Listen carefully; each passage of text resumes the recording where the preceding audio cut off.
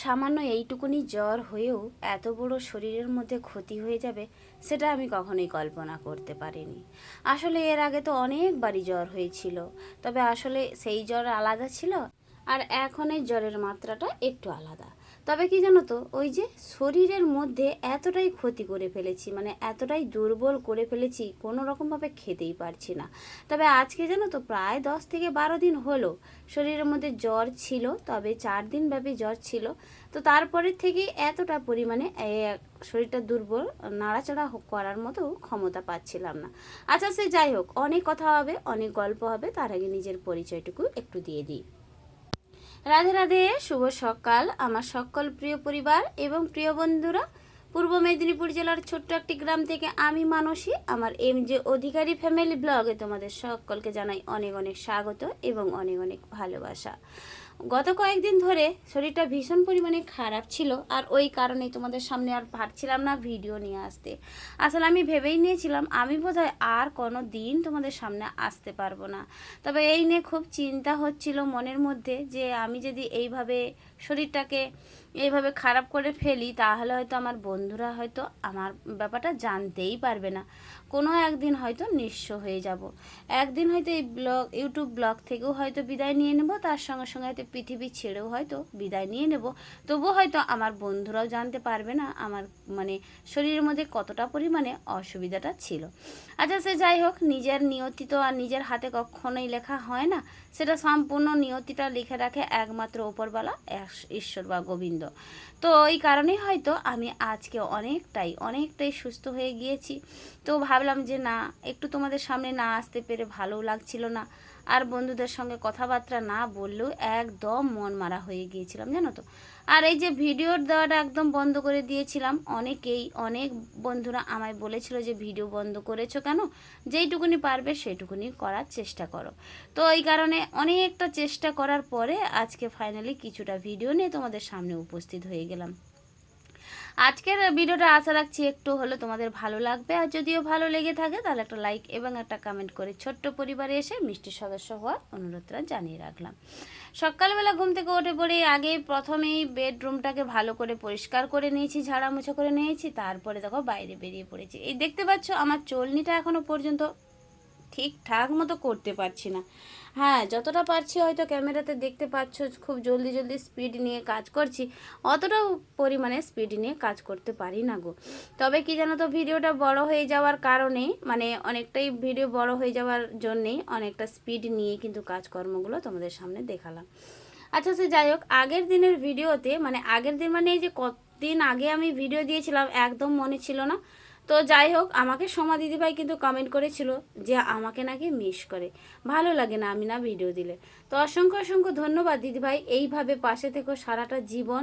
আর তোমাদের ভালোবাসা কিন্তু এবং পাশে থাকাই কিন্তু আমার পরবর্তী ভিডিও করার এনার্জিটুকু বাড়িয়ে দেয়। মেনকা দিদিভাই কমেন্ট করেছিল, ভালো ডাক্তার দেখাও দিদিভাই, তাড়াতাড়ি ভালো হয়ে যাবে, আর কাজের মধ্যে নিজের একটু যত্ন নেওয়ার চেষ্টা করো। অসংখ্য অসংখ্য ধন্যবাদ দিদিভাই, তোমরা যে এত সুন্দর সুন্দর আমাকে কমেন্ট করো বা এতটাই আমার শরীরের প্রতি তোমাদের মানে ভালোবাসার টান, সেটা কিন্তু অ্যাকচুয়ালি এই ইউটিউব প্ল্যাটফর্মে না এলে কিন্তু জানতে পারতাম না যে আমাদের রক্তের সম্পর্ক ছাড়াও যেসব বন্ধুরা আমাকে এতটাই ভালোবাসে বা এতটাই ভালোবাসা দিয়ে আমাকে মোটিভেট করে থাকে, তো আমি কোনোদিনই ভাবতে পারবো না। আর তোমাদের অসংখ্য অসংখ্য ধন্যবাদ দিয়েও ছোট করতে পারবো না, কারণ কি তোমাদের কিন্তু ধন্যবাদ দেওয়ার মতো পজিশনে একদম নেই, কারণ ধন্যবাদ দিয়ে ছোট করতে পারবো না, আর আসলে আবার কী দিয়ে যে বড় করবো সেটাও বুঝে পারছি না। তো সে যাই হোক, এইভাবে সারাটা জীবন পাশে থেকো আমার, আর তোমাদের ভালোবাসা কিন্তু আমার পাশে থাকাটা ভীষণ পরিমাণে প্রয়োজন। ব্লগার বং ইপিইউ থেকে বনু কমেন্ট করেছে, তাড়াতাড়ি সুস্থ হয়ে উঠে পড়ো। তো বনু, তোমাকে জানাই অনেক অনেক ভালোবাসা আমার তরফ থেকে। ওইদিকে কাজপাটগুলো করতে না করতেই জানো তো, আমার একজন যা, মানে আমাদেরই আত্মীয় যা হয়, তবে আমাদের এই যে পাড়া থেকে একটু বাইরে বেরিয়ে গিয়ে বাড়ি করেছিল।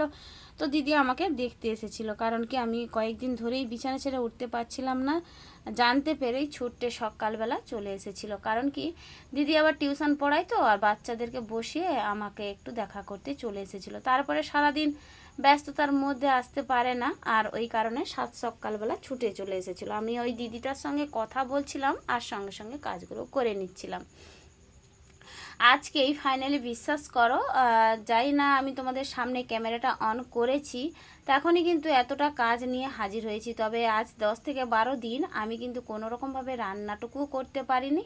আর উনানে তো যাওয়া দূরের কথা, যা কিছু করেছিল সব এই গ্যাসের মধ্যেই হচ্ছিল 2 বেলায়। আর আমি কিন্তু এতটা কাজ করতেও পারিনি, এই টেবিলটাকেও মুছতে পারিনি সেই 10-12 দিন, আর গ্যাসটাকেও 10-12 দিন আমি হাতিয়েই দিতে পারিনি। আমি কোনো রকমভাবে কি জানো তো বিছানা ছেড়ে উঠতেই পারছিলাম না। তাই আজকে একটু চেষ্টাও করেছিলাম যে না, এভাবে বসে বা শুয়ে থাকলে তো আর চলবে না, আর শরীরটা জাহানটাও বা যতদিন আছে ততদিন বা এভাবে অকেজো করে থাকবো, এটা তো একদম নয়। তো মনের স্পিড বলো আর একটু মানসিক এতটাই মানে জেদ দিয়েছিলাম যে আমাকে পারতেই হবে, আমাকে কাজ করতেই হবে, এভাবে থাকলে হবে না। তাই আজকে দেখো তোমাদের সামনে কিন্তু অ্যাকচুয়ালি ক্যামেরা নিয়েও হাজির হয়েছি, আর সমস্ত রকম কাজকর্ম নিয়েও কিন্তু হাজির হয়ে গেছি। তবে আজকে জানো তো রান্নাঘরটাকেও একটু ভালো করে ঝাড়ফোড় দেবো ভাবছি। কারণ ওই যে রান্নাঘরটাতে যেহেতু আমি রান্না করতে আসতে পারিনি এখনও পর্যন্ত, তো রান্নাঘরের অবস্থাটাই সেই হয়ে আছে জানো তো। আমার হাতও পড়ছে না, ঝাঁটও পড়ছে না, কি সমস্যায় পড়েছিলাম। সেই মা এসেছিল 1-2 দিন, ওই মাই যা রান্না করেছিল, রান্নাঘরটাকে একটু পরিষ্কার করেছিল, আর বাকি আমি রান্নাঘরের মধ্যে আসতেই পারিনি। তাহলে চলো একটু তোমাদের সঙ্গে গল্প করতে করতে আমি না হয় নিজের কাজগুলো একটু ধীরে ধীরে করার চেষ্টা করি। শরীরকে যতটাই বসিয়ে রাখবো আমার মনে হয় ঠিক ততটাই পরিমাণে বসে যাবে। আর এটা বরাবরই আমার অভ্যাস জানো তো। যেমন আমি সবসময় বলতাম না, সারাদিন অক্লান্ত পরিশ্রম করার পরে সেই রাতে গিয়ে বিছান ধরতাম, আর সেতে করে কী হতো বলো তো, ঘুমটা আর যাই পাই হোক না কেন ভালো হতো। তবে ভগবান আমাকে এমনটাই করে দিল যে এইটুকুনি জ্বর হয়েও এই যে এখন কি ভাইরাস ফ্লেভার বলে না, ওইটাই নাকি এতটাই পরিমাণে শরীরটা দুর্বল করে দিয়েছে। কি আর বলবো, বিছান ছেড়ে আর উঠতেও পারছি না, আর যখনই বিছান ধরে নিচ্ছি সেই তখনই যেন আবার ঘুমিয়ে পড়তেছি, এতটাই পরিমাণে দুর্বল। আর চলো বন্ধুরা, ওইদিকে কথা বলতে বলতে আমি চান টান করে চলে এসেছি, আর এখন দেখো পুজোটাও সারতে চলে এসেছি। একটা হাসির কথা বলে থাকি জানো তো, কয়েকদিন ধরে যে পুজোটাও দিচ্ছি, যে কিভাবে নম করে পুজোটাও দিচ্ছিলাম সেটাও আমি বুঝতে পারছিলাম না। মানে কি বলবো, আর স্নান টান করার পরে ফুল তুলসীটা তুলতে বা বাইরের মন্দিরটাকে যতটা পরিমাণে গড় করতে যেতাম, এসে পড়ে পা হাতটা এতটাই পরিমাণে দুর্বল লাগতো, আমি এসে শুয়ে পড়তাম।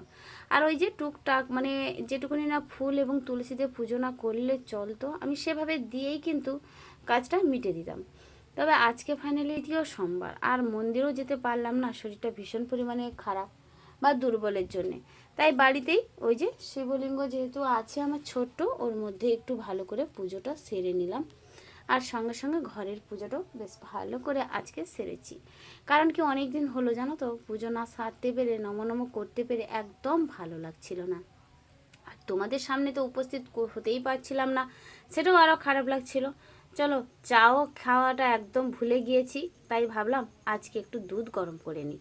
1 কাপ দুধ গরম করে খেয়ে নিয়েছিলাম, গরম গরম চুমুক দিয়ে চায়ের মতো করে খেয়েছিলাম। তাতে করে খেয়ে একটু যেন স্বস্তি বোধ হয়েছিল মানে। তাই দেখো খাওয়া দাওয়াটা সেরে নেওয়ার পরে তো আজকে রান্না বান্নাটাও এই গ্যাসের মধ্যে হলো না, বা আমি তো করতে পারছিলাম না। তো আমার ওই যে খুড় শাশুড়িমার ঘরে যে যাটা তোমরা আমার ভিডিওতে দেখতে পাও, ও করেই দিত। তো ওখানে আজকে ও নিজের রান্নাঘরেই রান্নাটা করছে, তাই সেই ফাঁকে ভাবলাম যে কয়েকটা নাইটি ছিল জানো তো, জ্বর গায়ে যে নাইটিগুলো পরেছিলাম, প্রচণ্ড পরিমাণে একটা আলাদা রকম গন্ধ বেরিয়েছিল, আর সেটাকে আমি হাতও দিতে পারছিলাম না, না পারছিলাম পরতে। তাই আজকে একটু হালকা গরম জল করে নিয়েছি, গরম জল 1 হাঁড়ি বসিয়ে দিয়েছি, বসিয়ে দিয়ে দেখো নাইটিগুলোকে বেশ ভালো করে কষকষা গরম জল করে একটু সার্ফ দিয়ে ভালো করে কেচে নিলাম। দেখো কাচতে পারছি না গো, একটু ভালো লাগছিল না। তো কি বলো তো, এই যে নিজের পরা নাইটিগুলো বা কাকে দিয়ে কাচাবো, সেটাই হচ্ছে সমস্যা। তাই দুটো নাইটি নিজের মতো করে ভালো করে কেচে মেচে দিয়েছিলাম। আর রৌদ্রও বেশ বেরিয়েছে, তো ওইদিকে কাচাকুচি করে এক মুঠো ভাত খেয়ে কিন্তু রেডি হয়ে যেতে হবে আজকে আবার অফিসে যাওয়ার জন্য। ইমার্জেন্সি ডাক না গেলেও নয়, তো এই কারণেই দেখো এখন খাওয়া দাওয়াটা সেরে নিয়েছি আর তারপরে দেখো রেডি হয়ে গিয়েছি। আর এখন ঘড়ির কাঁটা প্রায় 10:30 থেকে 11টা বেজেই গিয়েছে, জানো তো 11টা বেজে গিয়েছে। ওরা ওইদিকে স্কুলের ছাত্ররাও এখনও স্কুলে যাচ্ছে না, কারণ কি ওদের পরীক্ষা চলছে, তো ওদের একটু দেরি করে গেলেই হবে। তো দেখতে পেলে পরীক্ষার স্টুডেন্টরাও চলে যাচ্ছে আর আমি ওই দিকে রেডি হয়ে অফিসের পথে চলে এসেছি। অফিসের কাজবাজগুলো সেরে দেখো বসে পড়েছি। বাড়ি যাব কখন সেটাই চিন্তা করছি, কারণ কি শরীরটা ভালো লাগছে না। বাড়িতে থাকলে যে কতবার এখনই আমি বিছানাটা ধরে শুয়ে পড়তাম, আর সেটা আর পাচ্ছি না। অফিসে এসে বা কী কাজ করব। দেখো দুটো আমি লেবু এনেছিলাম, দুটো কমলা লেবু এনেছিলাম, লেবুগুলো আর কেটে খাওয়ার মতো পজিশন পাচ্ছি না। কারণ কি অফিসে জানো তো যে ছুরিগুলো নিয়ে ওরা ব্যবহার করে ওগুলো সব এঁসা, মানে অফিসে বলো তো পেঁয়াজ রসুন এসব ব্যবহার করে, তো আর সেক্ষেত্রে আমরা বা নিরামিষই পাবো কোথা থেকে। আর ওই কারণেই দেখো লেবুগুলো আর খেতে পারলাম না। কয়েকটা খেজুর এনেছিলাম তবে খেয়ে নিয়েছিলাম, আর দুটো কাঁঠালি কলাও এনেছিলাম। আমি একটা বান্ধবীকে দিয়েছিলাম আর নিজেও একটু খেয়ে নিয়েছিলাম। আচ্ছা সে যাই হোক, চলো এখন কিন্তু অনেকটা বিকেল হয়ে গিয়েছে, রোদ প্রায় শেষের পথে, রোদ গড়ার প্রতি বাড়ি চলে এসেছি। এসে সন্ধেবেলা একটু সন্ধে দেখিয়ে দিলাম। আর এই সন্ধের কাজগুলো কিছুই করতে ভালো লাগছিল না, সবই করতো আমার বড় যা। তবে দেখো এখন একটু একটু করে সমস্ত রকমের কাজ নিয়ে চলে এসেছি। মানে না যদি করতে পারি সেটাও তো ঠিক না, নিজের সংসারের কাজ নিজেকে তো করতেই হবে। আর ওই কারণেই দেখো একটু আলসিমিয়া আর করলাম না, যে না আজ থেকেই আমাকে কন্টিনিউ আমাকে ভিডিওটা দিতেও হবে তোমাদের সামনে, আর তার সঙ্গে সঙ্গে সংসারের সমস্ত কাজ যাবতীয় কাজগুলো নিয়েও কিন্তু উপস্থিত হয়ে যেতে হবে। আর ওই কারণে সন্ধেবেলা সন্ধে আরতিটা দেখি তারপরে একদম লেগে পড়লাম, কিছুটা পাস্তা বানাবো। জানো তো এতটাই পরিমাণে খিদে পেয়েছিল আর কিছুই খেতে ইচ্ছে করছিল না, না মুড়ি না ভাত। তাই আজকে কিছুটা দোকান থেকে না পাস্তা এনেছিলাম। তাই পাস্তাটা তৈরি করার জন্য দেখো তোড় জোড় করে কিন্তু লেগে পড়েছি। কিছুটা পাস্তা আমি এগিয়ে দিয়েছিলাম, আর কিছুটা মানে তৈরি করতে ছিলাম, আর কিছুটা আমার ওই যে আমার একজন দেওরের মেয়ে ও কিন্তু তৈরি করে দিয়েছিল। বেশ ভালোও তৈরি করেছিল আর খেতেও কিন্তু বেশ ভালো লাগছিল। দেখো চাউমিন বা পাস্তা ম্যাগি এসব কিন্তু আমার সব থেকে প্রিয় খাবার, জানো তো। রাতে যদি এইভাবে আমি খাবার পাই না, আমি একদম কোনো রকমভাবে আর কোনো খাবারের মুখা দিই না।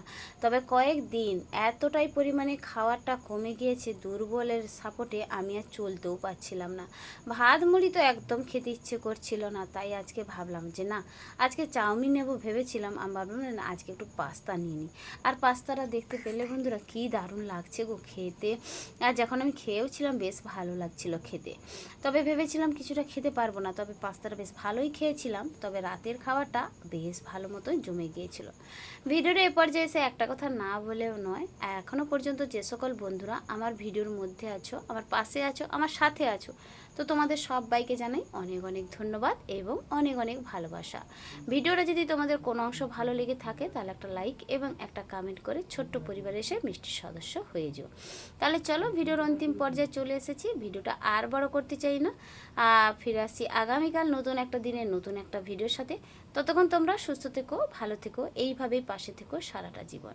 আর পাস্তা খাওয়া নিয়েই কিন্তু আজকের ভিডিওটা শেষ করে দিচ্ছি, কারণ আর বেশি বড় করতে চাই না, কারণ অনেকটা বড় হয়ে গিয়েছে ভিডিও, আবার মোবাইলে আবার স্টোরেজ নিতে পারবে না।